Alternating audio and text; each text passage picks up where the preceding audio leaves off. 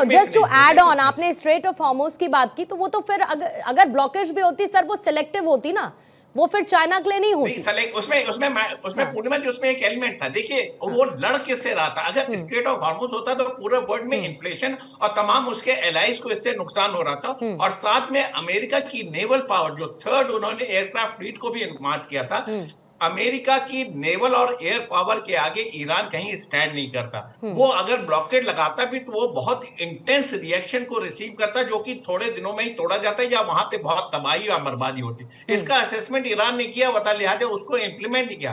Ayatollah खमैनी के पास उनकी संसद मजलिस ने पास किया था, फिर भी अयतुल्लाह खमैनी ने उसको नहीं अप्रूव किया। तो ये चीजें समझना होगा। और ईरान एक सेविंग ग्रेस देख रहा था, जब उसने कतर पे देखे स्ट्राइक किया तो उसके बारे में भी उनको एडवांस वार्निंग दी, और अमेरिका के डोनाल्ड ट्रंप ने बोला कि देखिए ईरान ने अपनी भड़ास निकाल दी, now you come to the peace talk, ceasefire कर लीजिए। तो ये सारा गिमिक जो है बड़ा टेस्टिंग ग्राउंड रहा है 12 दिनों में। मिडिल ईस्ट की टोटल स्ट्रेटजी, टोटल अलायंस आपको क्लियर हो जाएगा इसके बाद कि कौन कहां स्टैंड कर रहा है। देखिए मुस्लिम देशों ने सिर्फ स्टेटमेंट दिया, मदद कुछ नहीं की, ना ही उनके स्टेटमेंट में कोई वक़्त था, ना कोई दम था। सिर्फ एक स्टेट, एक कंट्री ने खुल के इसमें हिस्सा लिया, वो था अमेरिका, और अमेरिका ने एक अपना विजय पताका तो मैं नहीं बोलूंगा, एक स्टेटमेंटशिप जरूर आई। बस हल्के पड़े हैं डोनाल्ड ट्रंप, अमेरिका हल्का नहीं पड़ा है। अमेरिका तो ग्रेट हमेशा से रहेगा, लेकिन जो हल्के पड़े हैं उनके प्रेसिडेंट हल्के पड़े हैं, उनके स्टेटमेंट को में नॉन सीरियसनेस दिखाई दिया।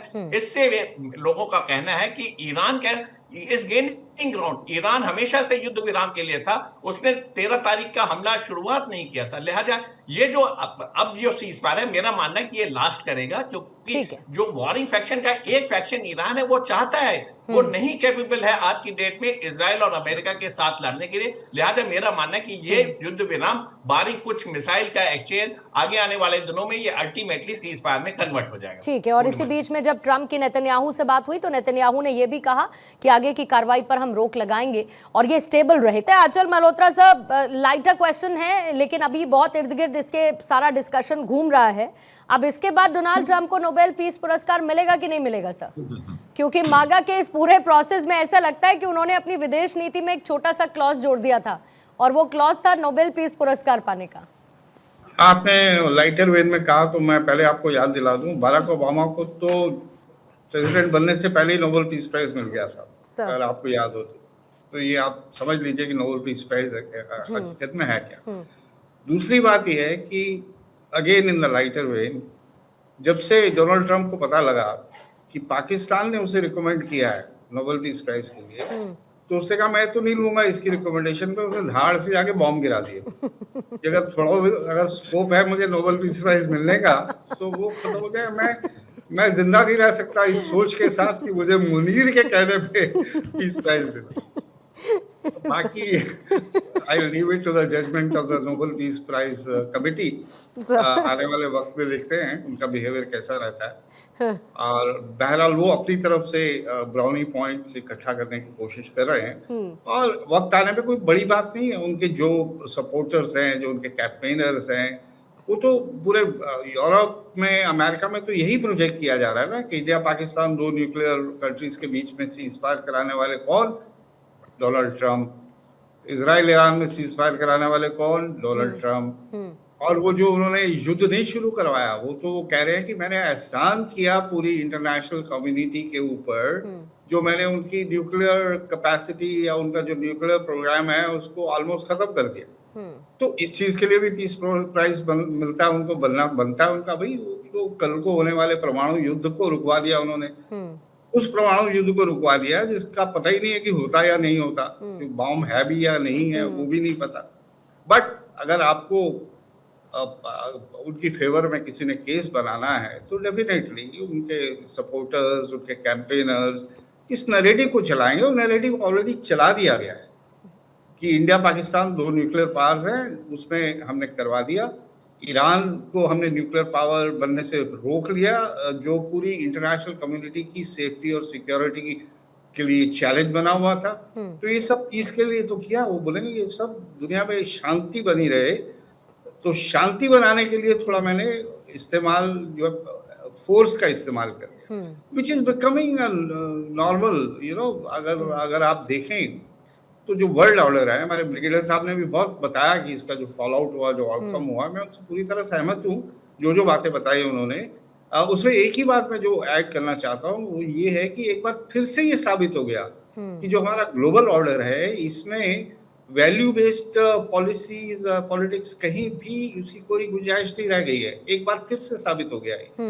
और जो इंटरनेशनल गवर्नेंस की जो हमने इंस्टीट्यूशंस बनाई वर्ल्ड वॉर 2 के बाद, उनकी रेलेवेंस धीरे धीरे खत्म होती चली जा रही है। आज सिर्फ रियल पॉलिटिक काम करती है, कोई प्रिंसिपल्स नहीं, कोई वैल्यूज नहीं। आपको जो ठीक लगता है, और अगर आपके पास ताकत है, हमारी भाषा में जिसे बोलते हैं जिसकी लाठी उसी की भैंस, तो वही चले जा रहा। तो ये सब देखिए, इसमें लाइटर वेन भी है और सीरियस टोन भी है। नहीं, और बहुत इसमें सोचने वाली बात है निपुण सर, क्योंकि अभी तक क्या होता था कि सर नॉर्थ कोरिया जब देखो तब परमाणु बम की धमकी देता था, साउथ कोरिया को लेकर देता था, कुछ नहीं कहता था, अमेरिका तक नहीं पहुंच पाया तो आसपास तक तो आ ही जाएगा। रूस यूक्रेन का युद्ध हमने देखा कितनी बार उसमें न्यूक्लियर बम को गिराने को लेकर धमकी दी गई। फिर उसके बाद बाकी जिस तरीके से वॉर्स एस्केलेट हुए, आप इंडिया पाकिस्तान देख लीजिए, कितना उन्होंने न्यूक्लियर थ्रेट बेवजह का दिया और कैसे उसके लिए गिदड़ भपकी रही। अब ये ईरान इजराइल में बार बार ऐसा लगता है कि न्यूक्लियर बम गिराना मतलब जैसे कुछ गुड्डे गुड़िया का खेल हो गया, कुछ नहीं मिल रहा है, हम न्यूक्लियर बम गिरा देंगे।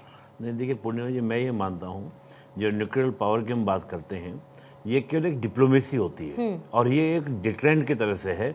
इसको कोई भी देश यूज कब करेगा? जब वो ये तय कर लेगा कि मुझे भी मरना है, तभी इसका यूज होगा। और हम देखेंगे कि भाई सेकेंड वर्ल्ड वॉर में केवल अमेरिका के पास भी न्यूक्लियर वेपन था, उसने यूज कर दिया।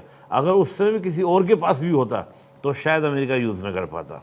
हम देखें सेकेंड वर्ल्ड वॉर कोई नहीं कर पाया। ईरान को बनाना है न्यूक्लियर वेपन, ये निश्चित है, चाहे वो आज बनाए, चाहे वो 10 साल बाद बनाए, चाहे वो 5 साल बाद बनाए, क्योंकि ईरान ये मानता है कि मुझे अगर अपनी सॉवरेनिटी को बनाए रखना है, अपने आप को सर्वाइव करना है। रीजन ये है कि वेस्ट ब्लॉक उसके पूरा अगेंस्ट है। साथ में मिडिल ईस्ट के अंदर हम बात करें तो जो सिया सुन्नी का कॉन्फ्लिक्ट है या सऊदी जो है, वो सब क्या पपेट बन चुके हैं किसके? अमेरिका के। और जो अमेरिका के खिलाफ खड़ा हुआ, इराक वगैरह हम बात करें, सब की बात करें, उसको अमेरिका ने डिस्ट्रॉय कर दिया। केवल ईरान एक ऐसा देश है जो आज ये कहता है कि मैं वेस्ट के सामने सीना तान के खड़ा हूं। इस वजह से जो इस्लामिक वर्ल्ड के अंदर ईरान की एक रेस्पेक्ट भी बहुत हाई है। लोग ये मानते हैं ईरान वाकई में यार दमदार पर्सनैलिटी है। कल सब कह रहे थे कि खुद भले ही मरे लेकिन डेंट करके जाएगा ईरान, डेंट करके जाएगा। तो मैं न्यूक्लियर वेपन को ये मानता हूं कि न्यूक्लियर वेपन केवल एक डिप्लोमेसी की तरह यूज होता है कि इसको हम यूज कर देंगे। और एक कहीं ना कहीं मुझे लगता है जिनके पास न्यूक्लियर वेपन पहले से था, वो कहीं ना कहीं इसका एक हवा भी क्रिएट कर रखे थे।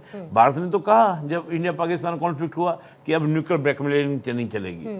मैं यहाँ पे ये कह रहा हूँ कि जो ईरान का प्रोग्राम था, ईरान के प्रोग्राम अगर वाकई में डिस्ट्रॉय हुआ होता, काफी डिस्टर्ब हुआ होता, नुकसान तो पहुंचा है। मैं अभी सुरेंद्र जी को सुन रहा था, माथुर साहब को सुन रहा था, बिल्कुल सही बात है, डिस्ट्रॉय हुआ है, लेकिन उतना नहीं जितना इजराइल कल्पना कर रहा था कि हम खत्म कर देंगे। जिस प्रकार का इजराइल का दावा था कि 15 वॉरहेड बना चुका है, मुझे लगता है कि काफी नुकसान जरूर पहुंचा है। क्योंकि अगर नुकसान बहुत ज्यादा होता तो लीकेज वगैरह की इंसिडेंट मेरे को सुनने को नहीं मिल रहा है कि ऐसा कोई लीकेज हो गया, कुछ ऐसा हो गया। इसका मतलब नुकसान पहुंचा है, लेकिन उतना नहीं जितना इजराइल सोच रहा था। लास्ट के 2 मिनट है सर, तो मैं एक कमेंट बाकी दोनों मेहमानों से भी लेना चाहूंगी।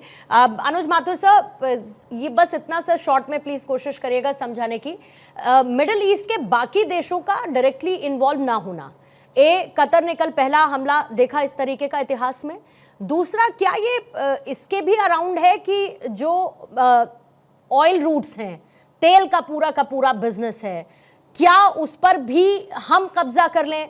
मतलब क्या ये वो भी था कि हम पावर गेन कर लेंगे, इससे किसी और किसका जो नुकसान हो तो हो, हम कम से कम इस पावर सिचुएशन में आ जाएंगे ऑयल कंट्रोल के साथ। देखिए, मैं आपके सवाल का जवाब बहुत छोटे में दूंगा। हाँ, देखिए, मिडिल ईस्ट के अधिकतर देशों को इस बात का गुमान हो गया है कि अगर उनको सरवाइव करना है तो उनको पूरे वर्ल्ड के साथ इंटीग्रेट होने की आवश्यकता है। सिर्फ तेल और आतंकवाद जो है उनको बहुत दिनों तक खड़ा नहीं रख सकता अपने कदमों पर। तो वो इस प्रकार के काम कर रहे हैं कि वो पूरी दुनिया, रेस्ट ऑफ द वर्ल्ड के साथ इंटीग्रेट हों। और उस इंटीग्रेशन का एक बहुत बड़ा, क्योंकि आप चाहें अमेरिका को चाहें या ना चाहें, एक बात बिल्कुल लाउड एंड क्लियर है, और वो ये है कि अमेरिका एक बहुत बड़ी सामरिक और एक बहुत बड़ी आर्थिक शक्ति है। और आज आपको अगर अगर आगे बढ़ना है तो कहीं ना कहीं उनके साथ अलाइन नहीं कह रहा हूं, उनके साथ आपको इंटेग्रेट करने की आवश्यकता है। देखिए छोटा सा उदाहरण कि जब दुबई में ट्रेड फेयर होता है, इंटरनेशनल ट्रेड फेयर, ये वही अरब है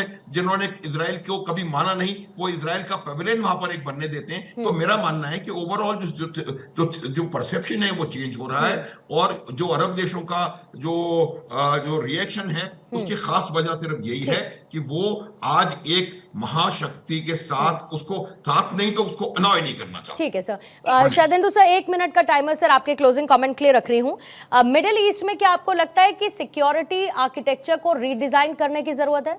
क्योंकि दोनों के बीच सर ट्रस्ट फैक्टर तो है नहीं अब ईरान इजराइल, और ना भविष्य में वो दिखेगा। देखिए सिक्योरिटी इंश्योर करता है अमेरिका, अमेरिका के मिलिट्री बेसेस ये काम कर रहे हैं, और साथ में जो उसका काउंटर पार्ट है उसको इंश्योर कर रहा है ईरान। ईरान के अपने एलाइज हैं, लेकिन वो पूरी तरीके से आज की डेट में मार्जिनलाइज हो गए। तो जो सिक्योरिटी वैक्यूम पिछले कुछ समय तक क्रिएट हो रहा था, हमास ने जो टेररिस्ट अटैक किया 7 अक्टूबर को, उसने इस कमी को पूरा कर दिया। उसने मौका दिया अमेरिका को अपने सारे मिलिट्री बेसेस को पुख्ता करने के लिए, अपना होल्ड और स्ट्रांग करने के लिए, और तमाम उन नॉन स्टेट एक्टर को बिल्कुल लिक्विड कर दिया या मार्जिनलाइज कर दिया अमेरिका और इजराइल ने मिलकर। जो सिक्योरिटी का कंसर्न है वो तो जस का तस बना हुआ, लेकिन गारंटर जो है अब बड़े वेहमेंटली वो अमेरिका हो गया, वो इजराइल हो गया। इजराइल अपनी मंशा पूरी करता हुआ नजर आ रहा है, और साथ में जो 2 नेशन थ्योरी जब तक आप नहीं मानेंगे, यहाँ पे टोटल पीस आना संभव नहीं है। लिहाजा फिलिस्तीनों को का हक दिलाने की तरफ कुछ कार्रवाई होनी चाहिए, जिससे कि यहाँ पे एक परमानेंट सोल्यूशन है। अमेरिका अपने माइट के दम पे यहाँ पे सिक्योरिटी के इश्यूज को पुख्ता करता और पीस लाने की कोशिश करता है, लेकिन वो लास्टिंग पीस नहीं है। मेरा ऐसा मानना है कि अभी टेम्परेरी सीज फायर हुआ है, अल्टीमेटली अंदर सुखगाट है, फिर से ये रीऑर्ग करेंगे ईरान, तमाम उनके नॉन स्टेट एक्टर्स और प्रॉक्सीज, और जो फिलिस्तीन का कॉज है, जब तक आप इसको रिजॉल्व नहीं करेंगे तब तक मिडिल ईस्ट में तब तक फाइनल सॉल्यूशन की पीस या ट्रांक्विलिटी नहीं आएगी। ठीक है।